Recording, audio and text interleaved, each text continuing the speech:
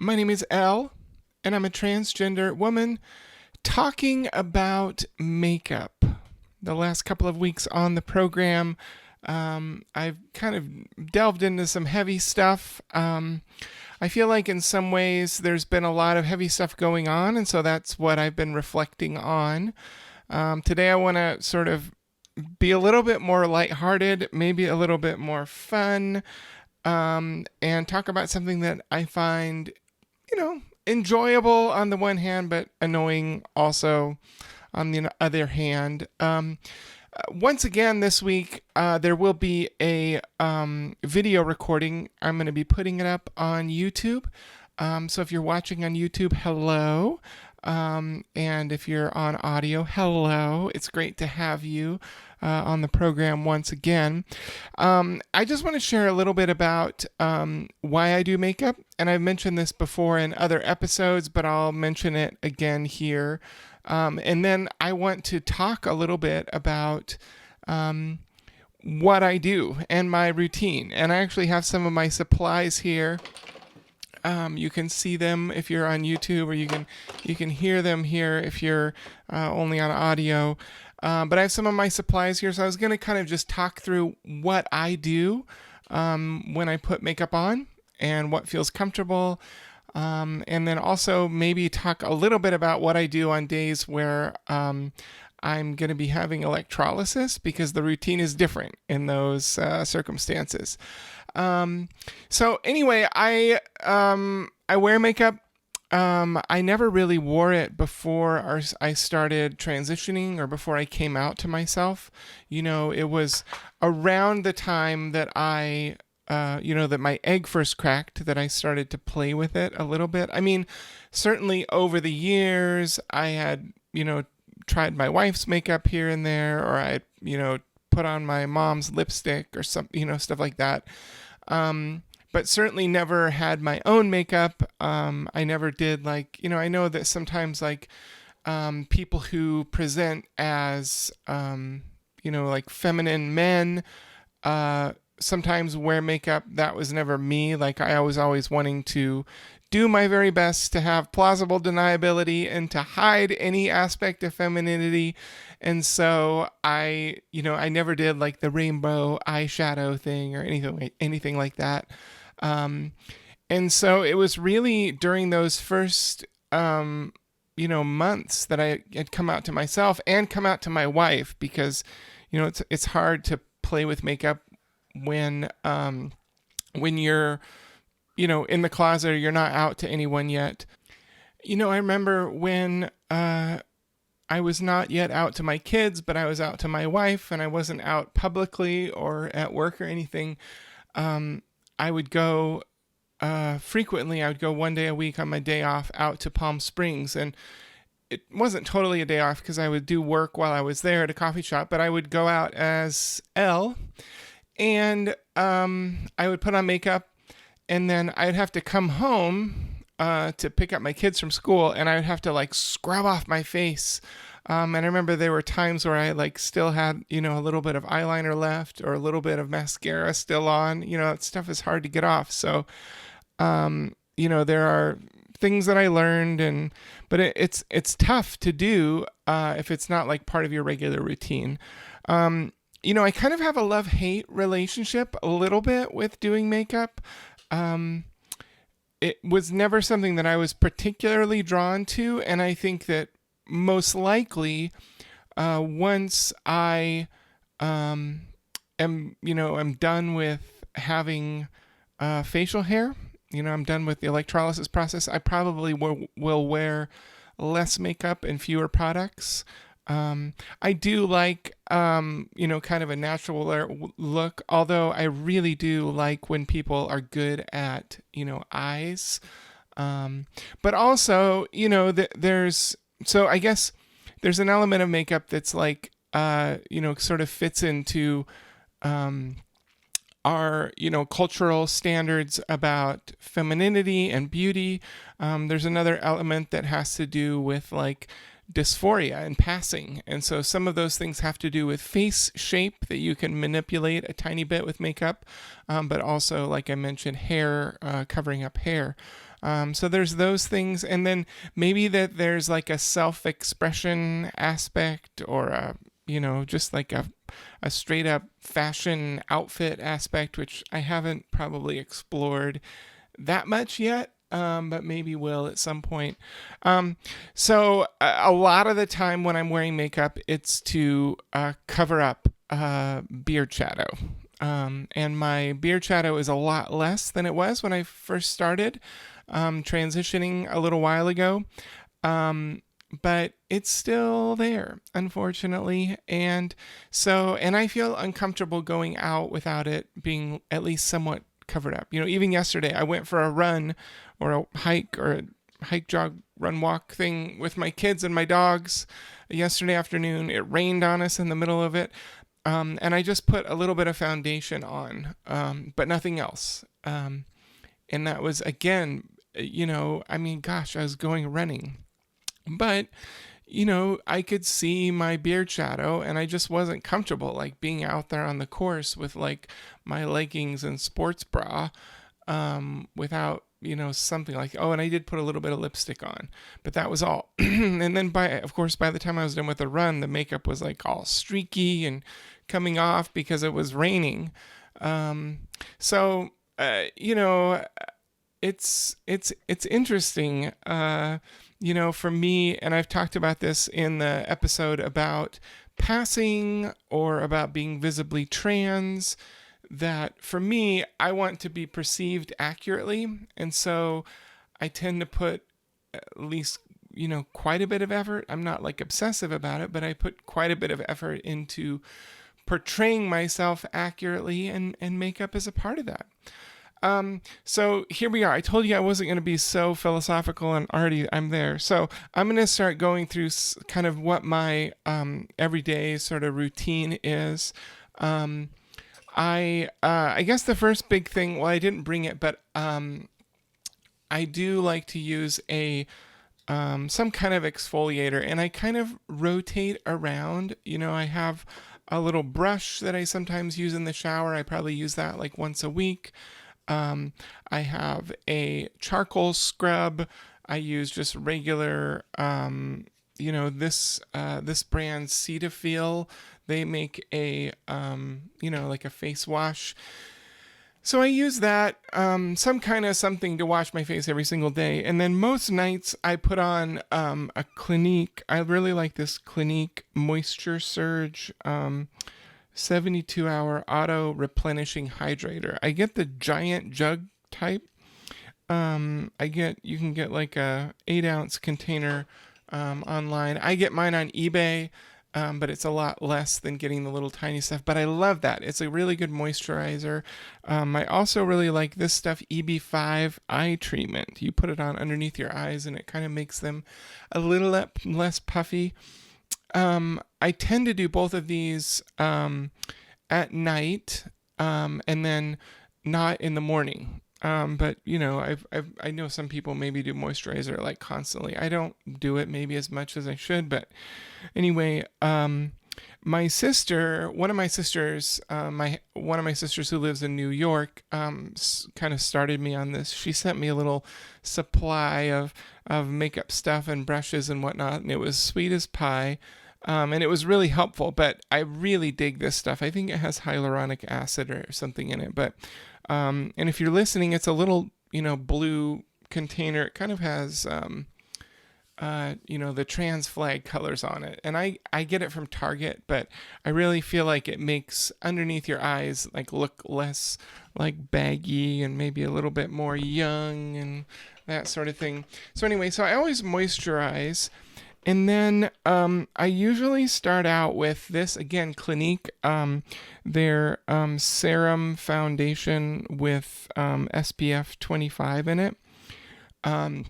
It says even better clinical on the bottle, but it's a little triangular shaped bottle, and I love this foundation. It's great. It comes with a pump, a dispenser thing. The first foundation I ever bought for myself, I went to the MAC store, and they were really sweet to me, but I ended up switching to Clinique because I liked how it was, and I liked that they sell it at Ulta. So anyways, I use that, and I use that everywhere. I put it on with one of these little, makeup sponge things, and that works really well for me. The same sister that gave me the, eye makeup thing, she gave me the tip of making these sponges a little bit damp. And I feel like the makeup goes on more evenly, and then I can do another layer if I want or need to. Another thing that I tend to do is I put on an orange, color corrector. My favorite one, again, is by Clinique, Even Better All Over Primer and Color Corrector. So they have one that's called Apricot, and it's the best one if you have fair skin and dark hair. Now, you'll have to go online and find some guides on, the right color combination. But for me, orange is what I need. And I still have hair. I still have some shadow on my upper lip. I cannot tell you how many fucking times the electrologist has been over my upper lip, but I keep hoping, like, every time she does it again, that this will be the last time, but it just keeps growing back. And so we keep going. But upper lip, and then kind of, I don't know, like on either side of my chin, I guess you would call it. And then I kind of have some random patches here and elsewhere, but I think the key with the color corrector is that you do like a little tiny bit. Like a little is better than a lot. So I just do like a little tiny bit, and it just sort of changes the tint just barely. So I put that on just around my kind of mouth area and blend it. And then what I often will do is I have the same color of Clinique concealer as my foundation, and I will add that on top of around my mouth area. And then I have a slightly different shade of Clinique concealer. It comes in different, containers. This one's the foundation plus concealer. This one, the other one, the little one, is called the Even Better All Over Concealer. They're both concealers. But I use this one under my eyes, just tiny little dots, both of them. I got the new one because this little one was running out. But just like tiny little dots in and around my eyes, and that kind of evens out what may be left of any kind of bagginess or whatever. If I have something really big going on, if I'm going to be on stage, like this last weekend I was on stage, I gave us a speech at a church, which was great. It's a wonderful, like, affirming church. It was a great environment to be in. If I'm doing something like that, sometimes I'll do a putty primer. I've used this Elle brand. It kind of, it's called Matte Putty Primer. I find that it can be helpful to sort of smooth out any little bumps, but also, like, the more I've been going on, my hair removal, the less bumps I feel like I have. So, like, really early on, almost every time I would go out, I would use that putty primer because it lessened the bumps. So if you find that if you're a trans person listening, if you're trans feminine and you have facial hair that you're trying to cover up, maybe try kind of a heavy duty, putty primer like that. And you might find that it smooths out. So you would put that on before you put on any color, any foundation, any concealer, anything else. So anyway, so I put on all of those things: foundation, concealer, color corrector, all that kind of stuff. And then often what I do is I do some contouring. Right now I have this e.l.f. cream contouring. I think that I'm going to go back to the powder. But anyway, it has like a bunch of different colors in it. And that contouring I don't know if you can see or if I can even get you the right angle if you're online. But I put it right on the corners of my chin, right on the corners of my jawline, and then I put it right under my cheekbones, these darker colors. Sometimes if I'm really going after it, I'll put it on the sides of my nose, kind of like to sort of make the nose look more narrow. I've seen people do it just a little tiny subtle stripe of it above the button of your nose. So I've done that sometimes. But definitely for me, around the jawline, I feel like my jaw is pretty square, and it just softens it a tiny bit and makes me feel like I might look a tiny bit more feminine. Honestly, it's like 50-50. Like some of the time I get that done, some of the time I don't. Depends on how much of a hurry I'm in or if I forget, because the one I have right now, like I said, is cream. And so I feel like it works better if you put it on before you put on your powder, your setting powder. So the kind of powder that I like the best is this Morph. It's from Ulta. It's like a Morph. It says setting powder translucent bacon set. I think translucent is the color and bacon set is the type, but it's a really, really, really super fine powder, and I just put it on everywhere, wherever I put foundation. So I go all the way down my neck with the foundation, so the powder goes there. It goes all over my face, all the way up to my temples, up here, everywhere, and that just like sort of, I think, locks it in. It makes it not smear off quite as much. So I put that on everywhere. And then I start doing, colors. I've been buying this Ulta brand blush. I just feel like spending lots of extra money on, fancy brand. I feel like the only fancy brand that I use at this point is for the foundation. I use like the cheap stuff for everything else. So anyway, I've been using this, Ulta mineral blush. First ingredient is mica. My wife really likes me to stay away from talc, which I think is a carcinogen. So I feel like maybe mica is less of a carcinogen. I don't really know, but that's what I try to use. So I use a really light color blush, and just go. This is hard to describe how to do it, but if you draw or you start dots like above, like right on the, so you see like the cherries of your cheek, and then you draw a line to the tops of your ears. That's almost like the line. Like I feel like the blush needs to go at an angle up and out, and it's hard to do. And I feel like, at least for me and for a lot of people, if you wrap it around too much to the front, it looks janky. So I try to keep it on my cheekbones and outside of my eyes, like outside the edges of my eyes. So not inward, like, so minimal blush directly below where your eyes are, essentially. So I do blush. I do highlighter. I have a couple different types of highlighter. Again, this is the Ulta Beauty highlighter brand. It's inexpensive, and that I put usually just above where the blush is, so even higher up on the cheekbone. And then sometimes I'll do it around my eyes. I do the tip of my nose. I do a little bit on my chin, and then I do real subtle strips of highlighter above my jawbone, like above where I put the dark stuff. So above where I put the contouring. So almost like they're like levels or layers or lines of it. And I forgot to mention, so I have a bunch of different brushes. Let me see. I'll try to get these on camera for you. But I have a bunch of different brushes.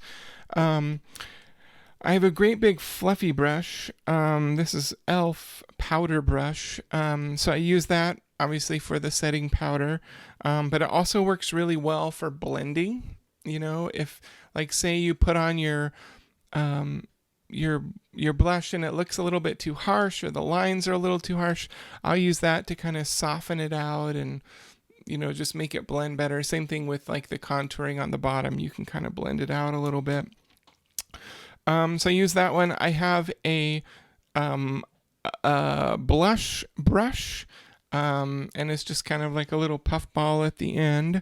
This is part of a set that my sister sent me a set. She really doesn't do a lot of makeup anymore. She used to be a dancer, and so had a lot of makeup supplies and then just doesn't really, she's a contractor, and so like doesn't, like for construction, like she owns her own contracting business, and so just doesn't do a lot of makeup when she's at work, and then just doesn't really like it. I think for her, she she did makeup like for other people and not as much for herself. And so uh, now she gets to decide what she wants to do, and so she doesn't wear as much makeup. um, yeah. So where were we? We got blush. Let's do eyes next.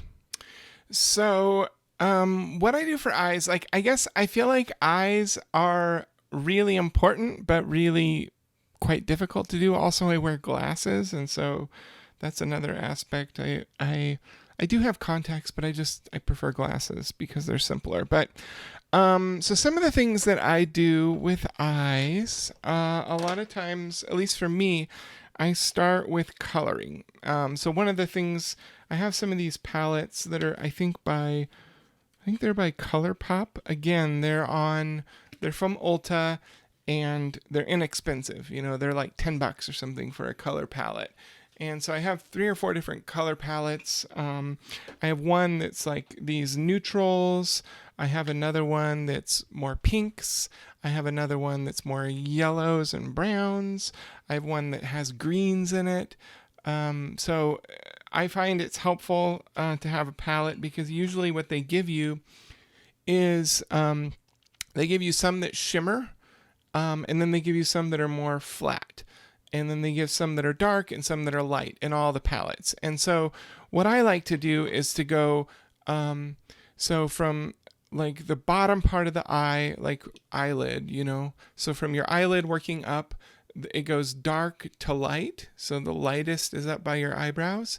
And then also likewise from in to out is from light to dark. So like the darkest part of when I, at least this is how I do it, the darkest part is always like at the corners, the outside corners of my eyes, and the lightest part is always like in the inside corner of my eye, but at the top, like closest to the eye, closest to the eyebrow. I really haven't picked up the skill yet of how to do eyebrows or how to do them well. But essentially what I do is I have several brushes that I use for my eyes. I have three different sizes. The ends of them are all about, the size of a fingernail, like 3 different size fingernails, so pretty little, and they're flat. And so I'll do a line of like the darkest that I'm going to use for that day, and then I'll do another line a little bit up just on the lid, not in the upper, hood part above, like underneath your eyebrow. I hardly do anything up there. But just on the lid itself, and then I'll do a third color that's even lighter, another little line of it. So almost like having, like a rainbow, like 3 rainbow lines of color on the eye, and again going from dark to light and from going light to dark. So like the color, the darkest color that I'm using on the outside of my eye, I'm not using on the inside. Instead, I'm using one of the lighter colors that will go up and over.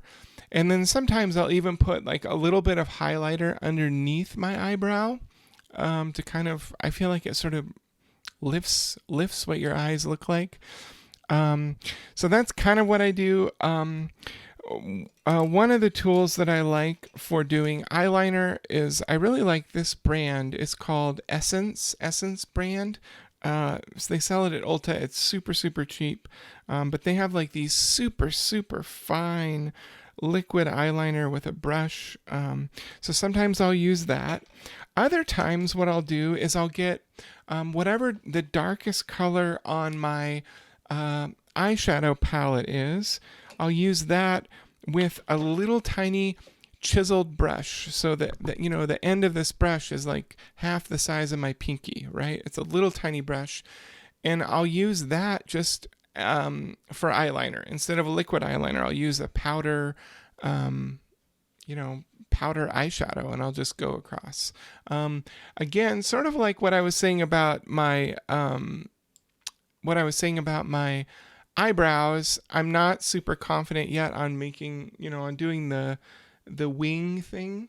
But I do try to extend it out. I do try to extend the top eyeliner out a tiny bit. But I'm not super confident on that yet, so I haven't done it a ton. But I do not do really any eyeliner at all on the bottom. I feel like that makes my eyes look smaller and mushed off, and I don't like the look. So I don't do any eyeliner on the bottom, or if I do, I just do a tiny bit on the end, on the outside, on the bottom, like a fingernail width coming in. But that's all. That actually makes me think of a lady that I really love to watch her do makeup, and that's Ijeoma Oluo. She's an author who wrote a book, So You Want to Talk About Race, that was really helpful. And she's also a gorgeous woman, and she has this makeup Instagram, and she does makeup, and she's especially talented at her eye makeup. I think she's a beautiful, beautiful lady, and I've learned a lot from watching her Instagram channel. So if you want to learn how to do eye makeup better, go check out Ijeoma. Sometimes I do my mascara with this mascara cake. It's like a solid thing of mascara. This is something that my sister got me. It's Besame brand from Woodland Hills, California. And it comes in a little tin, and it comes with a little brush inside. And what you do is you put a couple of drops of water right on top of the cake, and then you kind of scrub it with this brush, and you kind of make like your own liquid eyeliner essentially. And then you use a chisel brush. Like I have this chisel that's really tiny, and you dip it in there, and you can go along the top of your eyebrow. And this works really well too. It's an extra step, and sometimes I feel lazy, so this Essence liner, or if I'm feeling the laziest, just doing the powder eyeshadow is kind of what I tend to do. But that is a really great option. And gosh, this stuff lasts forever. I've had this cake for 2 years. My sister gave it to me 2 years ago, and it looks like it's hardly been used, really. So, it lasts forever. So that's kind of nice. So that's what I do for my eyes. Usually at that point, I will do a setting mist. So this is the same brand as the setting powder that I use. It's by Morphe Continuous Setting Mist. It's like the best.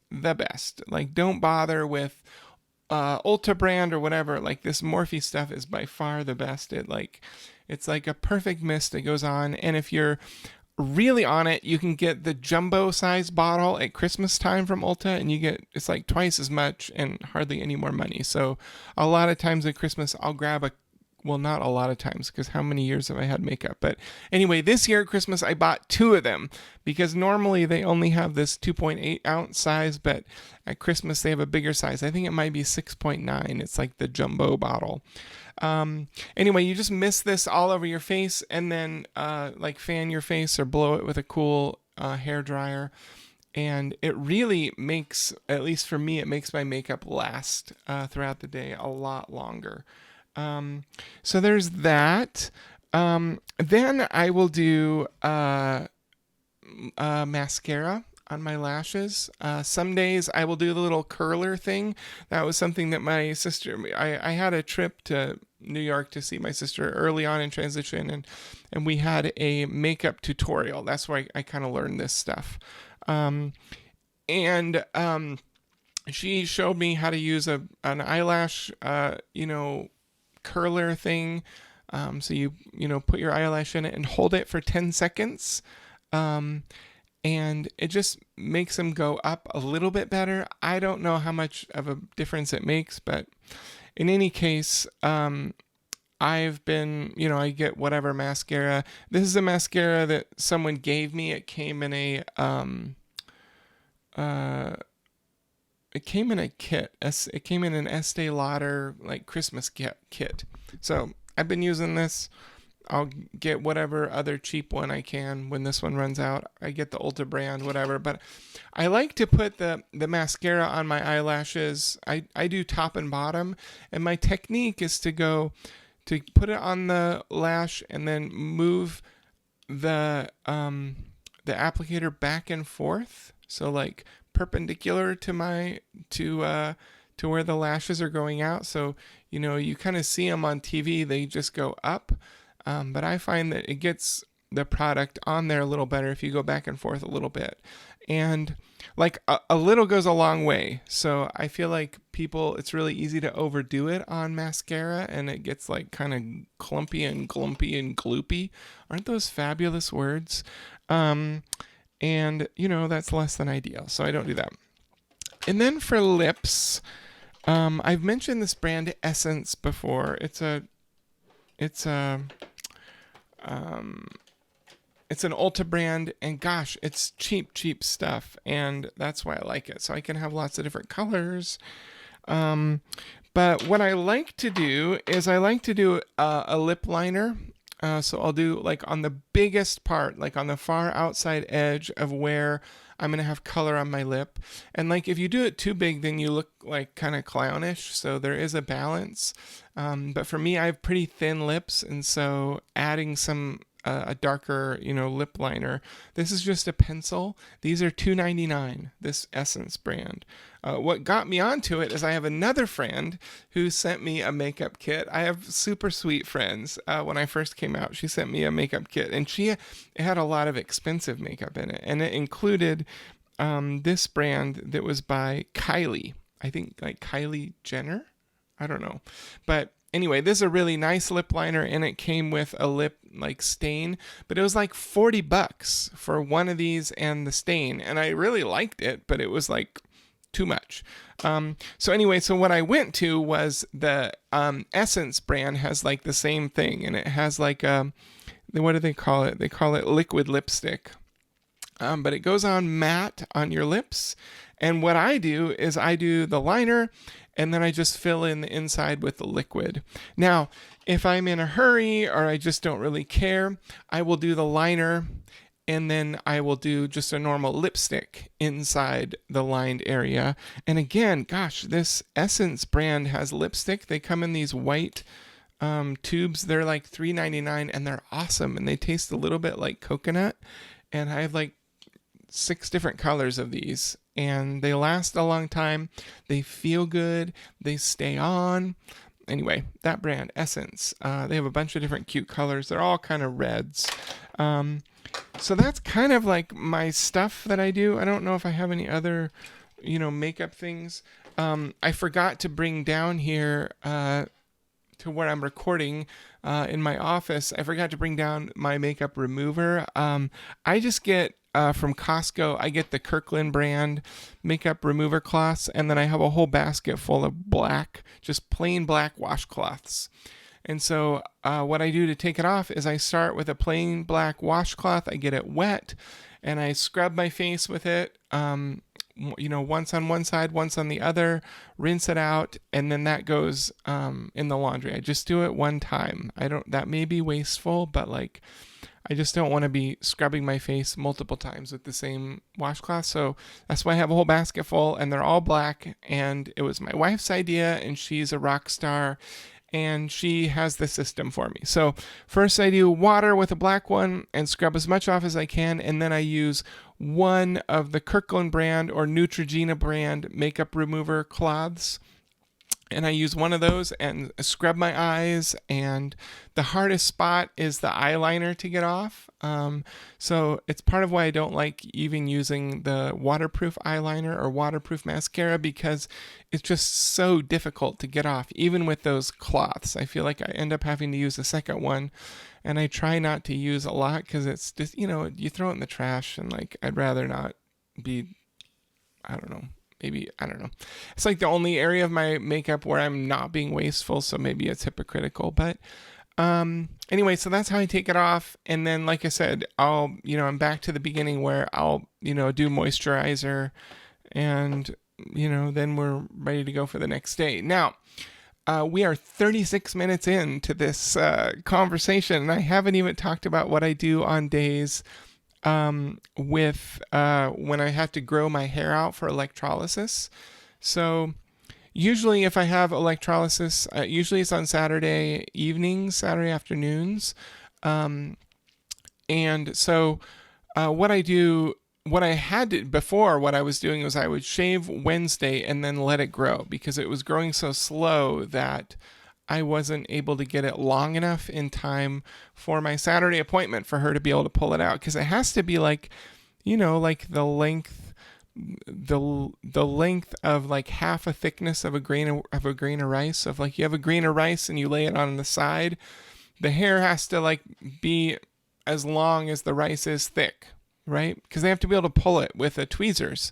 So there has to be something there. So what I was doing is I'd shave really, really close on a Wednesday, and then I would just let it grow. And so, very much by the time I got to Friday, I had like a noticeable shadow. And so essentially what I would do is I would layer on the concealer. So instead of just doing one layer, which is sort of the normal, I would do 2 or 3. And then sometimes I would even add to that like a tinted powder. So I think I would do instead of doing just this, translucent setting powder, this, one that's clear, this Morphe brand, I would use, a foundation powder that actually had color in it. And actually I have like a whole separate little, like a small bag that has a few items in it that I carry with me. I carry an extra sponge. I carry an extra container of concealer foundation. I carry a small travel container of the mist. I carry some powder foundation just in case something happens, because like it's really noticeable. And it looks not good and not, it's like dysphoria inducing when like I get a big smear of makeup or it gets rubbed off and you can see the beard underneath really clearly. It's an unpleasant emotional feeling for me. So I do carry a little kit with me to touch stuff up. But essentially on those days before electrolysis, I just do extra layers. And a lot of foundations, at least the nicer brands, they'll say on them that they're buildable. And that essentially means that you can put multiple layers on. I mean, you do kind of have to let it dry a little bit in between, but you can do several layers. Now, the more layers you do, the more unnatural it might look, or the more cakey it could look. So you're sort of playing with fire there. But that's kind of my routine. Hopefully at some point I'll be able to not have to do electrolysis anymore. I did a full year of laser, and then now I'm closing in on a full year of electrolysis. And I definitely see a difference. But I keep getting new layers of hair that keep growing in. I do have a couple of spots right here where there's no more hair and it's smooth, and it's been smooth for a couple of months, and it's like, oh my gosh, it gives me so much hope, because it's like that one spot, I'm gonna be able to have it everywhere. But we're not quite there yet. Anyway, thanks for listening. I'm gonna sign off at this point. We're 40 minutes in. I really appreciate you listening to the show. I read every single email that you send. I will reply if I have enough time at all. I'm a busy lady with school, and I'm in therapy school, and I see clients. I'm a trainee therapist, working on my degree, working on licensure. So I have a really busy week, and obviously I have a family. But I do try to return every single email that comes in, and just try to be supportive and helpful. But I love and appreciate your ratings and reviews on Apple. If you're watching on YouTube, like and subscribe. It would be really great. And I'm just going to keep going with sort of this long form stuff. And I may throw out, we'll see, some shorter, pithier versions of like the key ideas. In this case, obviously, I didn't really have any hot takes. This was just like what I do as a trans lady and how I make myself, look slightly 1 degree less like a man. Um, or at least like people, so people don't read me as a man, at least. So, in any case, my name is Elle, and I am a transgender woman talking, and I'll see you again soon.